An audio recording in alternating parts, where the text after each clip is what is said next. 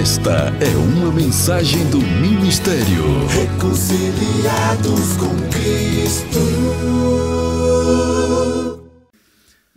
A graça é a ciência de Deus para tratar com o ser humano. O ser humano parece que veio a essa terra. Você sabe que somos espíritos vestidos por um vaso de barro. Paulo fala: corpo, alma e espírito, guardai-vos em tudo. Corpo, alma e espírito. O apóstolo Paulo diz isso, querendo dizer, nós somos espíritos, porque Deus é espírito e Pai dos espíritos. Então nós somos filhos de Deus em espírito. Nós estamos vivendo dentro de um vaso de barro que nos limita, opacou nosso conhecimento, nos limitou no tempo e espaço. E um espírito vivendo dentro de um corpo humano, né? A gente se refere como uma vida almática. É um gemido, porque você não é isso. Mas quando você olha para o humano em você, você vê inferioridade. Por isso que nós temos a tendência de nem falar em morte. É como se a gente, no íntimo, é como se nós rechaçássemos o assunto. Por quê? Porque é um assunto que não combina com a gente. Porque nós não fomos criados para morrer. Nós fomos criados para a eternidade. Sim ou não? Porque nós somos espíritos. Então o que morre é a cápsula, que estraga a roupa. Você segue. Qual é a dificuldade de você se despedir de alguém? Já viu que drama é uma despedida? Porque você não foi criado para isso. Você vive essas experiências porque você está dentro de um corpo humano. E o corpo humano te possibilita viver coisas que os anjos não conhecem. Por isso que essas experiências desenvolvem na gente sentimentos, situações, anseios. E aí desencadeia toda aquela forma de resultados que acontecem através do nosso corpo por causa da experiência humana. Então você pode... Caramba, por que o apóstolo Paulo fala do jeito que fala? As pessoas que não têm conhecimento, quando morre alguém, essas pessoas se desesperam, querem se jogar no buraco, na tumba, junto com o caixão. Os parentes têm que segurar a viúva. Já viu como é que é o desespero? É grande, porque é um sentimento de desapego, algo... E o apóstolo Paulo fala: consolai-vos uns aos outros com estas palavras. Que palavra? A palavra que mostra que você é um espírito e que quando meu pai faleceu, aquele corpo era só a casca, ele já não estava ali. Quando aquele teu parente faleceu também, ele já não estava ali. Aquilo ali é o corpo, e isso te traz um consolo. Apesar de chorar, é próprio chorar, sentir, desafogar, para não somatizar sentimentos que vão afetar a tua vida amanhã e vão te fazer enfermo por somatizar algo que seja indesejável aí. Então, essa é uma congregação que trabalha toda semana com a mente. Nós não estamos ligados aqui a roupa, costumes, idas e vindas, posso ou não posso. Por isso que o tema hoje chama-se Proibido Proibir. Diga bem alto: é proibido proibir. Quando a gente fala de proibição, a gente lembra de quê? Do pecado. Não, é proibido. Por quê? Porque isso é pecado, meu filho. Se eu fosse, novamente insisto, perguntar a você: quem aqui aprendeu em casa com seus pais que certas coisas não podem, são proibidas, porque é pecado? Se eu fosse perguntar, certamente todo mundo iria levantar a mão, porque foi isso que nos ensinaram. Que o pecado está vigorando e que tem coisas que são proibidas porque são pecados, ponto. Mas por que é pecado? Não, meu filho, porque é pecado. Não sei explicar não, mas é pecado e tal. E isso foi passando de geração após geração e tal. E daí nasceu muita coisa ruim. E hoje eu quero me referir às proibições. Vamos ver aqui quando é que o pecado se fez consciente. Porque você sabe, biblicamente, como foi que o pecado entrou no mundo. O apóstolo Paulo fala em Romanos 5, que por um homem... Vamos de novo. Por um... Eu falei que hoje é ciência, então eu vou contar com a sua participação. Posso? Senão fica parecendo que eu estou falando num hospital geriátrico. Está todo mundo assim? Não. Quero contar com a tua participação. O pecado entrou no mundo por um homem. Quantas mulheres podem dar um glória a Deus bem alto?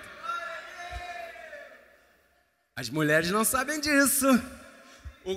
O pastor aqui cantou que muitos ainda estão em desconhecimento. Dentre esses muitos estão as nossas mulheres por aí afora, que pensam que foi por causa delas que o pecado entrou no mundo. Mas a Bíblia diz, a Escritura diz que o pecado entrou no mundo por um homem. A mulher foi enganada, diz a palavra. A mulher foi enganada, né? E serpente não fala, né, abençoado? Então, quem será que enganou a mulher? Por isso daria até um filme, né? Quem será que enganou a mulher? Ah, meu Deus. Só tinham eles dois ali. Quem será que enganou a mulher? Mas a religiosidade, o ensino religioso, ensinou que o pecado entrou e ficou. Eu separei aqui um verso, Romanos 7, verso 8, Léia. Anote, leia, pegue tua Bíblia, veja, mas o pecado, tomando ocasião pelo mandamento, produziu em quem? Diga em mim. Toda cobiça. Porque sem a lei, sem o mandamento, o pecado está... Vamos repetir? Conhecimento, ciência. Mas o pecado, tomando ocasião pelo... Peraí. Quer dizer que antes do mandamento o pecado estava? Estava. Mas tinha tomado ocasião? E quando foi que chegou o mandamento?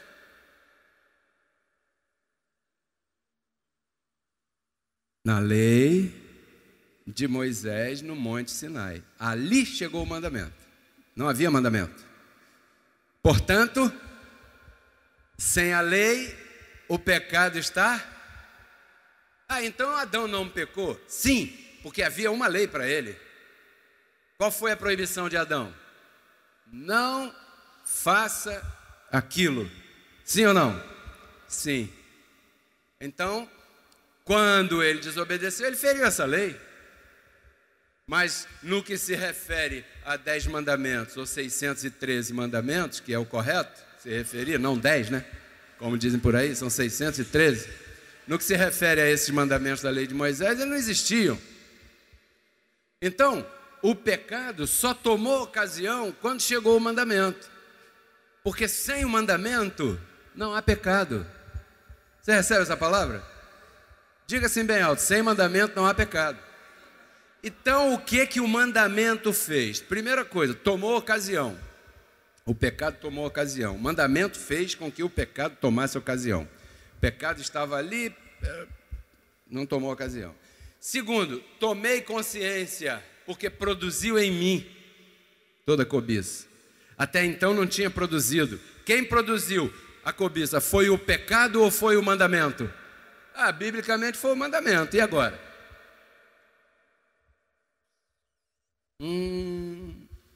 Você quer despertar a maldade da carne de alguém? Quer fazer essa experiência? Com teu filho pequeno? Proíbe ele de alguma coisa. Você vai ver o que vai acontecer. Você vai despertar nele a cobiça, querer fazer cobiça, cobiçar aquilo que ele não pode, né? Vai despertar e ele vai desobedecer, porque onde há mandamento tem transgressão. Onde não há mandamento não tem transgressão. Se essa rua aqui tivesse uma placa de contramão e entrássemos por ela, estaríamos infringindo. Como não tem, podemos entrar que ninguém é multado. Quantos estão entendendo isso? Produziu em mim, Paulo, apóstolo da graça, depois que recebeu a revelação de Cristo, vem falando essas coisas. Ativou a minha carne. Quem ativou a minha carne? O pecado ou o mandamento? Nós estamos numa época muito própria. Me perguntaram, pastor, a gente pode ir para o carnaval? E como é que eu vou responder uma coisa dessa com 2 palavras? Não posso. Não posso. Eu não posso responder isso assim. Eu não posso ser legalista, mas também não posso ser estrito.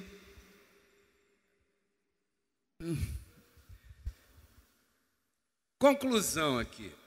Sem lei, o pecado está morto. Assim diz Romanos 6,3, né? Sem a lei, o pecado está morto. Sem proibição, não há transgressão. Você quer viver uma casa com teus filhos, tua família, sem transgressão? Que teus filhos não transgridam a tua casa? Não proíba nada. Ah, pastor, não proibir nada dá muito trabalho. Dá sim, porque você tem que ensinar. Eu não estou falando para não ensinar. Ensina o menino no caminho que deve andar e até quando for grande, não se desviará dele. Aquilo que você ensinar para o teu filho dentro da tua casa, educação, bons modos, aquelas coisas todas que você sabe, o palavrão, não sei o quê, coisa e tal. Quando ele for convidado para jantar na casa da noiva, ele não vai arrotar na mesa, né, abençoado? Você ensinou. Se bem que no tempo passado, dizem algumas sociedades que era sinal de agradecimento pela boa comida que havia sido servida. Olha só que as coisas são. Mas se você ensinar teu filho, só que ensinar dá trabalho. E muita gente não quer ensinar. Muita gente prefere dizer que o bicho vai pegar se falar palavrão. Se for para aquele lugar lá, o velho do saco vai te levar afogar no rio. Se falar, como dizia o nosso apóstolo, se falar palavrão na praia, a onda vem e te leva, né? É muito mais fácil, por quê? Porque eu quero ficar vendo Netflix, novela, WhatsApp, eu não quero saber de educar filho. Aí, o que eu faço? Proíbo. E quando eu proíbo, o que meu filho vai fazer? Porque vai despertar nele aquilo que não tem. Porque isso é o que diz a verdade. O mandamento produz carne, vontade carnal. Olha, você está andando assim, olha irmão, não olha agora não, mas está passando uma mulher ali, que se você olhar para ela, caramba, o que você vai fazer? E você fala isso para mim, eu vou abrir o olho. Claro, abençoado. Por quê? Aquilo ali está te... É assim com você também? Ou você não quer ser sincero hoje? Ou sincera, porque são, né? São dois lados. Então, enquanto não havia proibição, repito, não havia condenação. Aí eu te pergunto, por que Adão pecou? Já respondemos. Porque ele desobedeceu a algo que foi instituído para ele não fazer. Ok. Mas você conhece a história de Abraão. Abraão se deitou com a sua serva, a sua empregada, a sua colaboradora, chamada Agar. Ele se deitou com ela sendo casado com a Sara. Hoje, como é que você chamaria isso? Traição, o que mais? Adultério. Por que hoje você chama de adultério? Porque a lei te disse que é essas coisas. Está entendendo? Ou seja, isso está bem vivo na tua mente. É adultério. Mas vamos lembrar que no tempo de Abraão não existia Moisés. Moisés apareceu no cenário mais de 430 anos depois de Abraão. E Paulo diz que sem a lei o adultério está... Então Abraão não tinha consciência de pecado.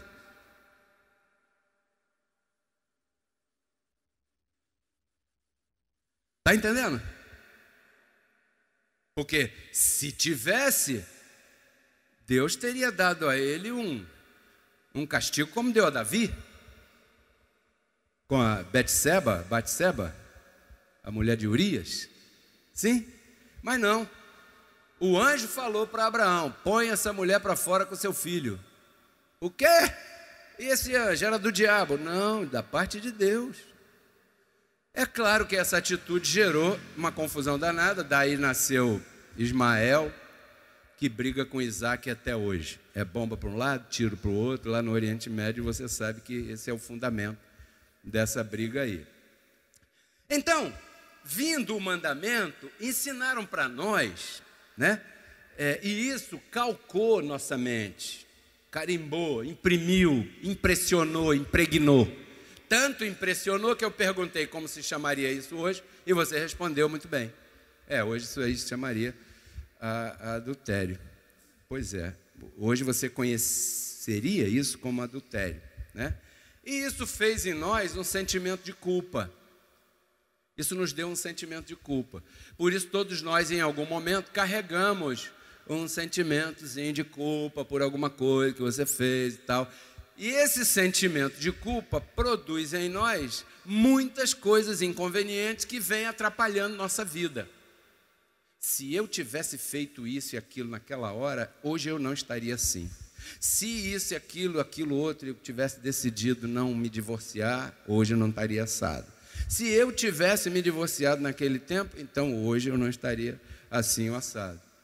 Pensando, né, nas coisas que você fez, deixou de fazer, que te aconteceram, porque você tende a associar essas coisas com a religião, com a lei. Não pense que não é assim, porque isso é assim. Muita gente hoje em dia, quando passa um momento mal, associa ao diabo. Você já viu alguém assim? Esse é o diabo que está com sede na minha vida. Ele não sabe discernir porque não tem o conhecimento para saber que essa verdade, que o diabo foi destruído, é real. Conhecereis a verdade, disse um dia alguém, o Senhor Jesus Cristo lá atrás. Então isso nos deu, é como se isso tivesse impresso em nossa mente algo que é muito difícil de apagar. Por isso o cantor agora há pouco diz que muitos ainda estão assim, porque isso é difícil de apagar. Nós sentimos culpa. Isso começou há mais ou menos, comparando de Cristo para trás, há 1.200 anos. A lei de Moisés reinou por 1.150 ou 1.200 anos. Entre o Monte Sinai e o Monte Calvário tem esse tempo. Sim? Só que a lei de Moisés, depois da ressurreição de Cristo, ela não ficou no lugar dela quietinha, já cumpriu seu propósito, agora Cristo na cruz removeu a lei, e agora todo mundo bonitinho aqui, depois da ressurreição, sem a lei. Não, isso não foi assim. Por quê? Porque o sistema religioso tratou de continuar imprimindo a lei nas mentes daqueles que viveram depois da ressurreição de Cristo. E não estava suposto a ser assim, porque depois da ressurreição começou o pacto da graça, terminou o pacto da lei. Quantos recebem isso? Mas como isso foi atropelado, imprimiram nas nossas mentes esses conceitos que a gente tem hoje. Tudo é por proibição. Posso ou não posso? Seja objetivo. Não é tão simples assim. Como ou não como? Devo ou não devo? Faço ou não faço? E normalmente uma pessoa que pergunta isso, ela quer que você diga o que ela quer ouvir. E se você tem maturidade, como eu, nesses 25 anos de vida, você não vai responder uma pergunta dessa assim, ó, porque você vai precisar de mais tempo. Veja o que diz Lucas 16 aí, ó. Vamos ver na síntese, olha aí. O que Jesus de Nazaré falou. A lei e os profetas vigoraram até João. E depois de João? Lei não. É o que está dizendo aí, em outras palavras. Então, o próprio Jesus está falando que a lei tinha um tempo. E nós sabemos que a lei foi removida, mas a consciência de pecado permaneceu. E essa consciência de pecado é que é utilizada por muitos líderes para dominar as pessoas. Outro dia eu contei aqui a história de um elefante no circo. Um elefante enorme, aquele ser poderoso em força, e é preso numa estaca pequenininha com uma cordinha fininha, que se ele fizesse um espirro, ele derrubaria até o circo, que dirá a estaca. Por quê? Porque desde a sua infância foi mostrado a esse ser que ele está preso a esta corda. Como ele era pequenininho e fez força e não conseguiu. No primeiro dia ele fez força, no segundo dia ele fez força, não conseguiu. No terceiro dia ele fez força, também não conseguiu. No quarto dia também não conseguiu. No quinto dia ele desistiu. Só que ele cresceu. Mas como aquela informação estava em sua mente, ele olha para aquela corda e o que ele pensa? Não posso. Vamos ver Hebreus 9,14, que resume um pouco da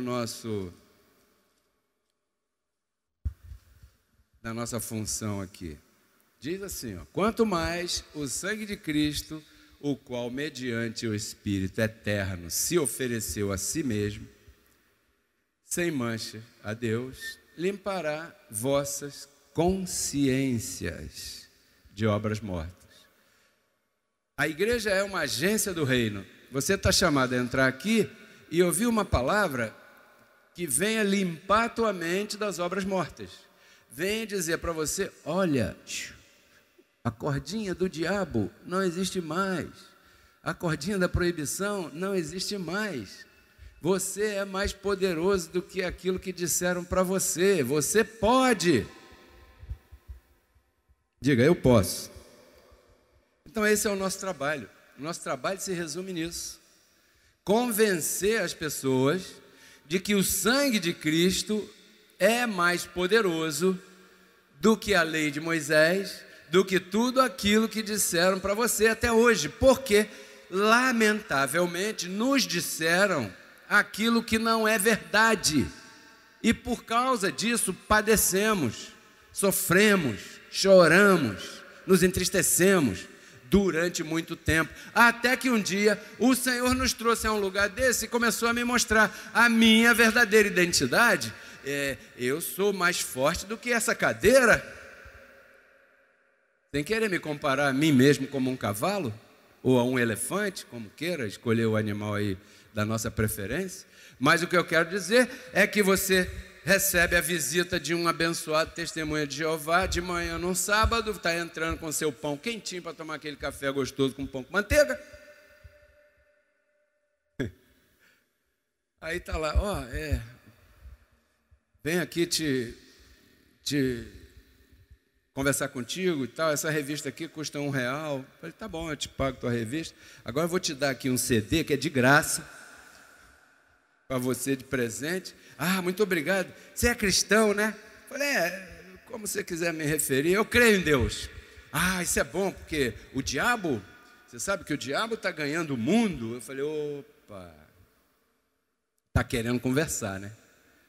Falei, pega sua Bíblia aí. E eu com pão, e ele com a Bíblia. Eu com pão para a carne e ele com pão para o espírito. Mas ele não sabe comer o pão com o espírito. Então aquela letra, aquela Bíblia para ele é só letra. Para você, isso aqui é pão. Para uma pessoa comum é só letra. Mas ele não tem culpa. Ela não tem culpa. Pega sua Bíblia aí, leia aí Hebreus 2,14. Aí na Bíblia deles diz, para que reduzisse a nada aquele que tinha o império da morte, isto é, o diabo. Eu falei, viu? Cristo na cruz destruiu o diabo, porque a minha versão fala destruiu, a outra fala outra coisa. Não, mas destruir aí não quer dizer que destruiu, não. Só posso comparar, me perdoem. Porque essa mentalidade está assim. Como é que destruiu não é destruiu? Não, porque o mal que está no mundo é de quem, então? Tem explicação. Mas o que Paulo fala em Hebreus capítulo 11? Capítulo 5, verso 11. vocês precisam de novo de leite porque têm dificuldade de ouvir. Aí tenho que voltar novamente aos princípios elementares da doutrina de Cristo. Vocês já deveriam ser mestres devido ao tempo decorrido na congregação, mas precisam de leite de novo porque vocês não querem ouvir. E normalmente as pessoas não ouvem, normalmente as pessoas não querem ouvir. Você já se deparou com uma pessoa que te faz uma pergunta? E ela te faz uma pergunta e você começa a responder e ela faz outra. Aí você começa a responder, ela faz outra. Eu paro na hora, eu vou falar do Flamengo, da política, do que for, menos de responder ela, porque ela não quer ouvir. Ela quer falar. E como eu também quero falar, não vai dar certo. Quer ver outra coisa? As pessoas não querem ouvir. Você chega num lugar e fala assim, rapaz, hoje me aconteceu uma coisa assim, assim. Caramba, eu também aconteceu isso. Ela não quer saber o que você tem para contar, ela quer contar o que ela tem para contar. Ela não quer ouvir. Então, o ouvido é o nosso objetivo, porque por aqui a gente chega à mente da pessoa. Então, para terminar, eu queria dar aqui 3 características rápidas de quem ainda tem lei impregnada na sua mente, para você ter um argumento e falar, tem que ter cuidado aqui, que aqui tem lei. Tito, capítulo 1, verso 15.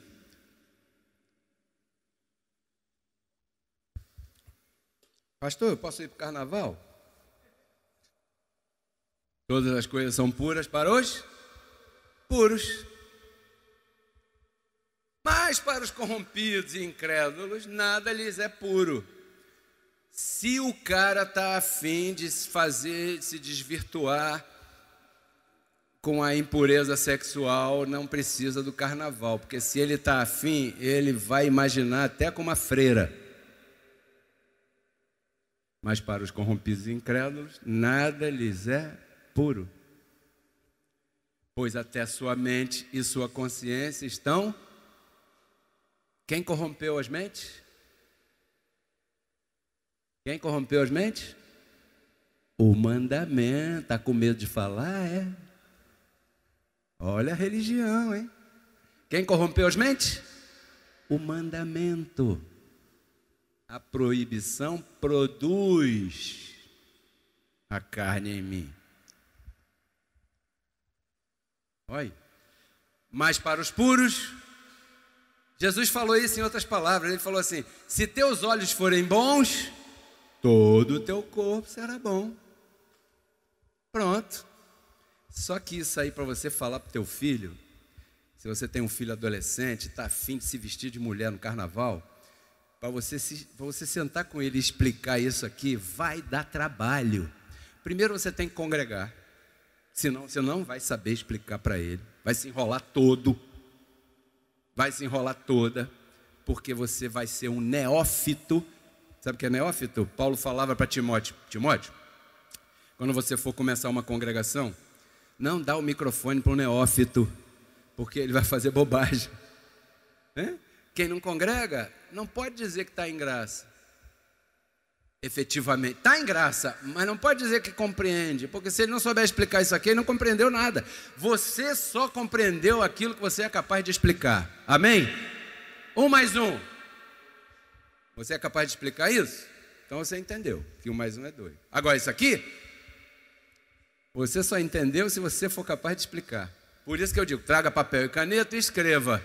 E depois no carro, em casa, fique pensando. Se alguém te perguntar, invente, imagine alguém te fazendo uma entrevista no rádio, na televisão, na rua, e te fazendo perguntas capciosas. Como você responderia esse assunto? Sabe responder? Sei. Então você entendeu.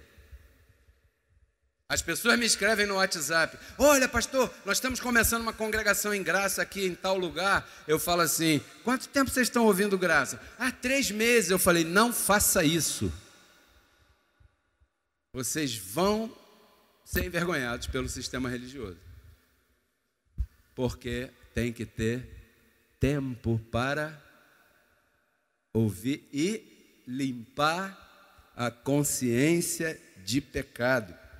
Então, o apóstolo Paulo está bem claro. Segunda característica, se você conhece alguém que vê impureza até numa maçã, já sabe. Características de quem tem lei impregnada. Hebreus 10, verso 2. Olha o que diz aqui. Essa pessoa continua querendo sacrificar.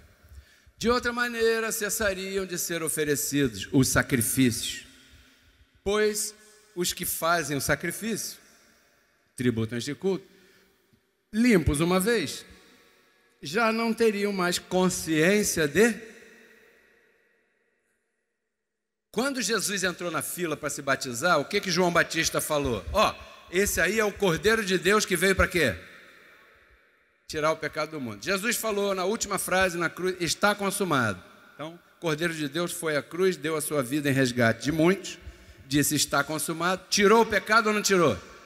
Tirou o pecado do mundo. Muito bem. O pecado existe hoje, depois da cruz? Aquele pecado lá? Não. Mas o que existe na mente de muita gente? Consciência de pecado. Por causa de quem? O mandamento. Um aplauso a você, é isso aí. A consciência de pecado é por causa do mandamento. O pecado em si não está, mas a consciência de pecado está aí por causa do mandamento. E essa consciência de pecado faz as pessoas sacrificarem.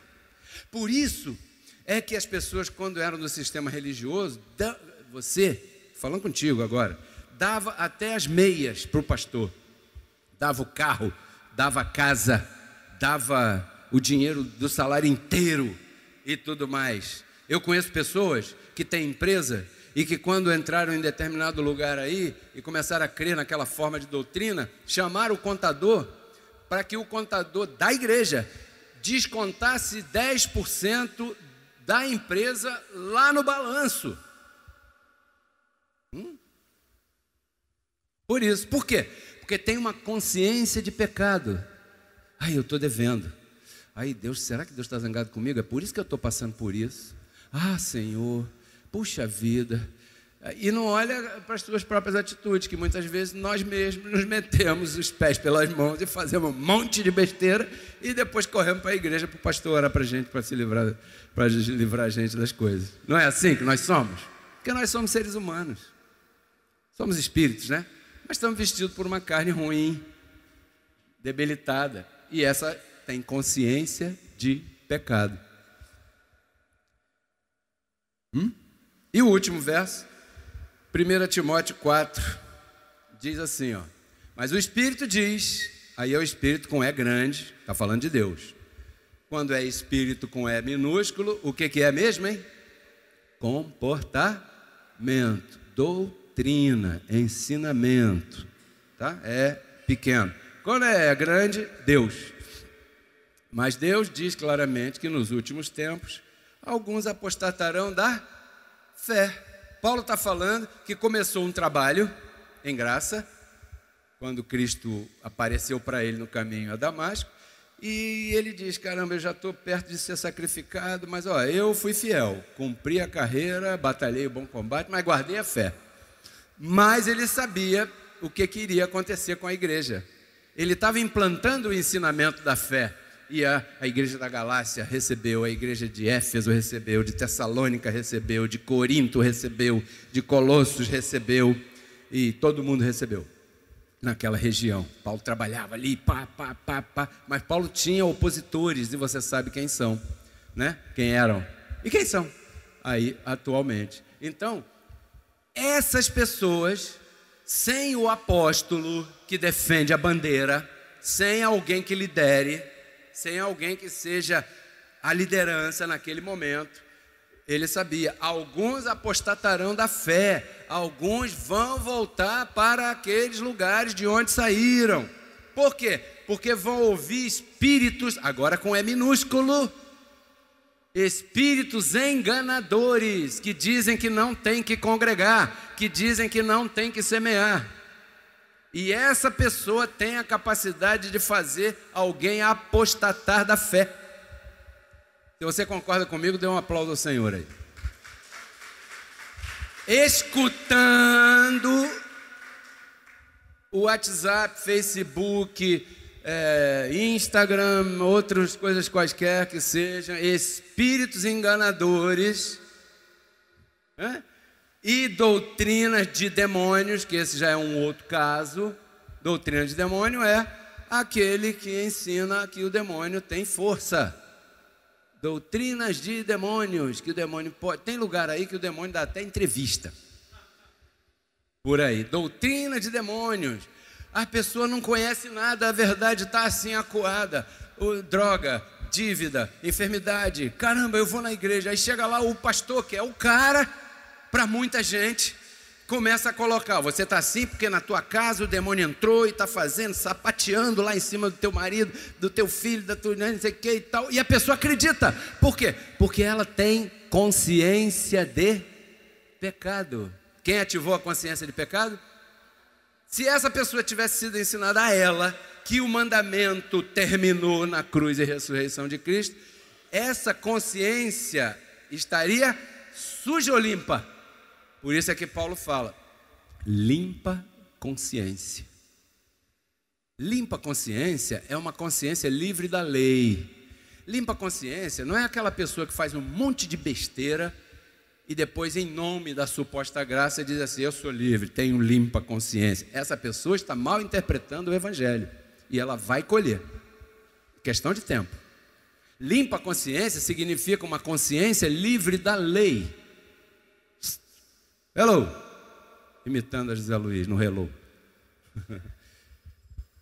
Pela hipocrisia de mentirosos, que tendo a consciência como?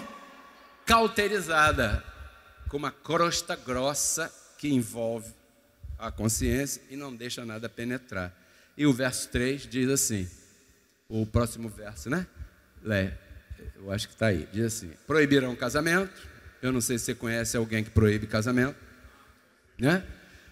Abstenção de alimentos, entenda-se jejum. Não sei se você conhece alguém que ensina que para você ser abençoado espiritualmente tem que fazer jejum. Eu não sei o que uma coisa carnal tem a ver com uma coisa espiritual, porque abençoado é espiritual e jejum é estômago.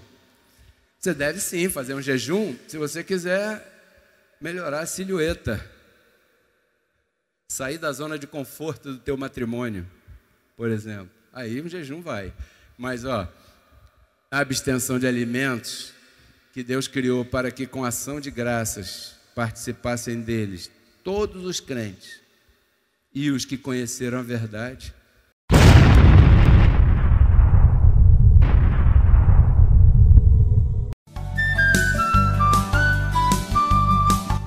Porque Cristo na cruz não transformou a nossa carne, né? Ele resgatou o nosso espírito.